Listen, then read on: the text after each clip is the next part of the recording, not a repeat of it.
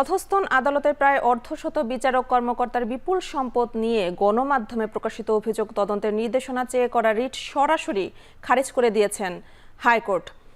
অবিশ্বাস্য সম্পদ অর্ধশত বিচারক কর্মকর্তার শিরোনামে গত 14 অক্টোবর একটি জাতীয় দৈনিকে প্রকাশিত প্রতিবেদন সংযুক্ত করে রিট করেন সুপ্রিম কোর্টের আইনজীবী মোহাম্মদ আমিনুল এহসান জুবায়ের। রিটে অর্ধশত বিচারক ও বিচার বিভাগীয় কর্মকর্তাদের সম্পদের অনুসন্ধান করার নির্দেশনা চান। শুনানি শেষে মঙ্গলবার রিটটি খারিজ করে আদেশ দেন বিচারপতি ফারা মাহবুব ও বিচারপতি দেবাশিস রায় চৌধুরীর সমন্বয়ে গঠিত হাইকোর্ট বেঞ্চ। আদালতে রিটকারে আইনজীবী নিজেই শুনানি করেন। রাষ্ট্রপক্ষে শুনানি করেন অতিরিক্ত অ্যাটর্নি জেনারেল মোহাম্মদ আরশাদুর রৌফ। রিটটি সরাসরি খারিজ হওয়ায় অন্য কোনো বেঞ্চও রিটের শুনানি করতে পারবে না।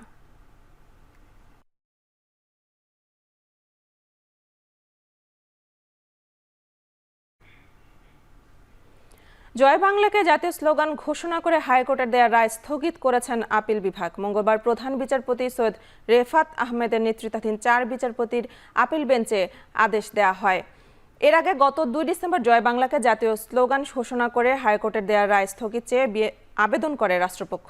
2020 সালের 10 মার্চ জয় বাংলাকে জাতীয় স্লোগান ঘোষণা করে রায় দেন বিচারপতি FRM নাজমুল আহসান ও বিচারপতি KM কামরুল কাদেরের সমন্বয়ে গঠিত হাইকোর্ট বেঞ্চ।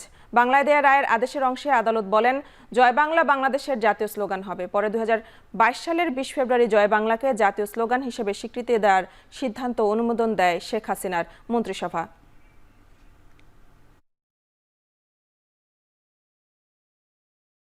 জয় বাংলার যে জাজমেন্টটি ছিল সেই রায়টিকে আজকে স্থগিত করে দেন।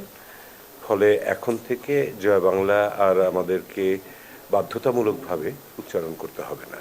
একটি দেশের জাতীয় কোনো কিছুকে ঘোষণা করার আগে একটা পপুলার ম্যান্ডেট অর্থাৎ জনগণের কাছ থেকেও এটা শোনার প্রয়োজন রয়েছে। কিন্তু একটি রিট পিটিশন দাখিল করার মাধ্যমে, পাবলিক ইন্টারেস্ট লিটিগেশনের নামে একটা রিট পিটিশন দাখিল করার মাধ্যমে কোনো প্রকার আইনগত ভিত্তি ছাড়া এটিকে ঘোষণা করে দেওয়াটা আইনগতভাবে বৈধ নয়। এটি ছিল আমাদের মূল প্রতিপাদ্য বিষয়।